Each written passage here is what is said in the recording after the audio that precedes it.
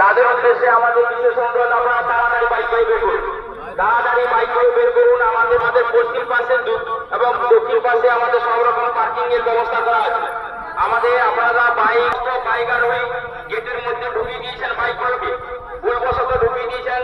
আপনাদের উদ্দেশ্যে বিশেষ অনুরোধ, আপনারা তাড়াতাড়ি বাইকগুলো সিসিটিভি আওতায় নিরাপত্তায় আপনাদের বাইক সেদিকে রাজ্যে রাখুন, অন্যথায় আমাদের প্রশাসন এক্ষুনি অ্যাকশন নিতে শুরু করবে।